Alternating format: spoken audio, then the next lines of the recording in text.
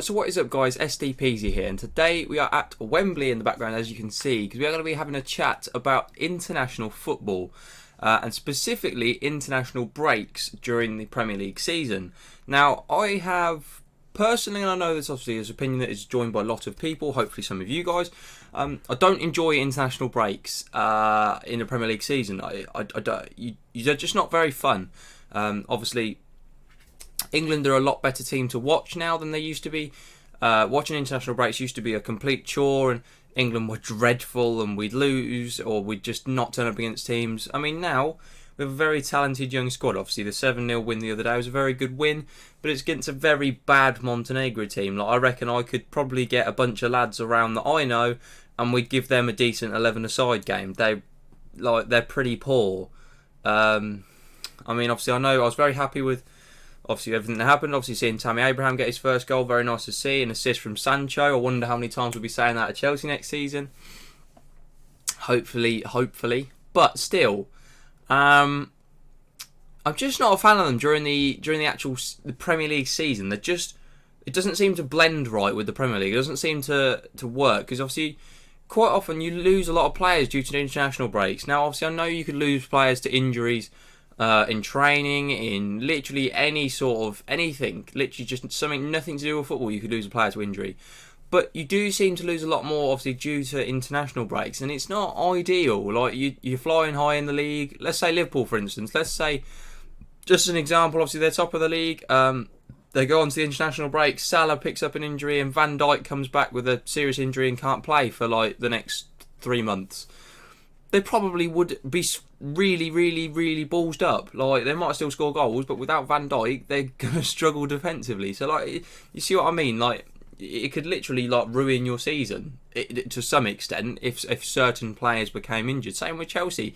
If we lost Abraham, maybe if we'd probably struggle for scoring goals. If we lost, I know Tomori didn't play the other day, and I expect him to play in the next game. But if we lose him, we might struggle defensively because Rudiger's still injured, and you know what I mean, like. It's not ideal. But I did see on Twitter what I thought was quite a good idea for international breaks the other day.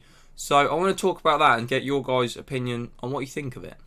So what I saw on Twitter is the idea of scrapping international break during the Premier League season. So there's none. You just play the Premier League season through the whole season. You never have an international break. Now, and then you are left with a bigger summer gap, which obviously is not ideal because you got no football. But you play all the international games then.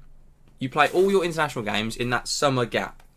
So the idea being that you almost have like a little... I know it's only qualifiers and you'll probably be against not amazing teams, but you just have like a miniature tournament at the end of every single season where you qualify for...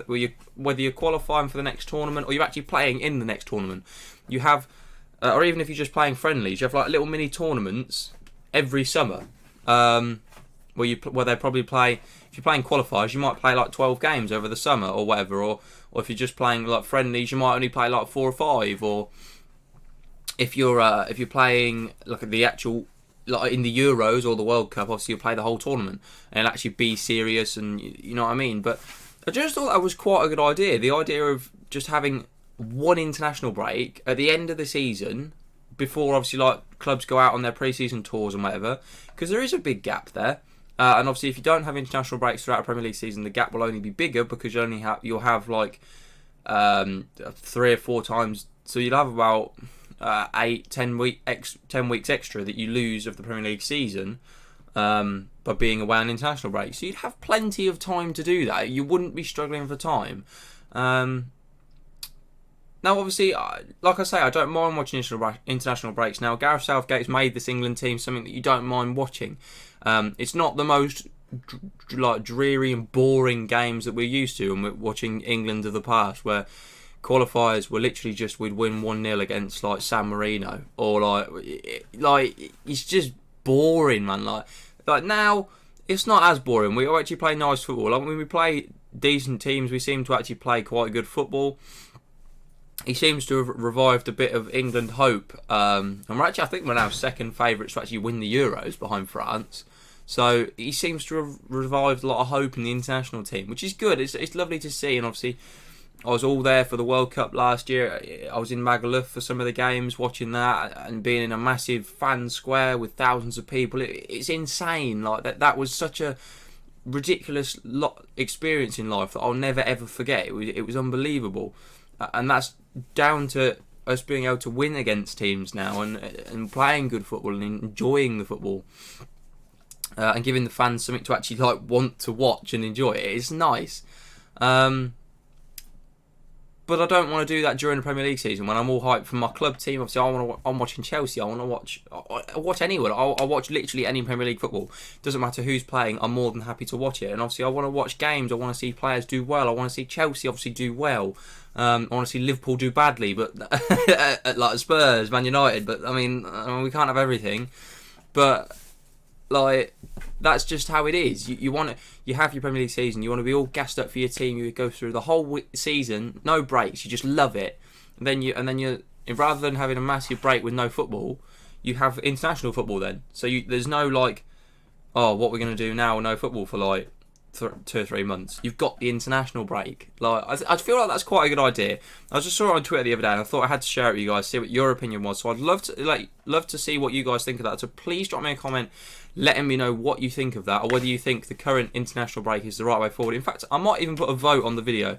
So if you click in the top right, top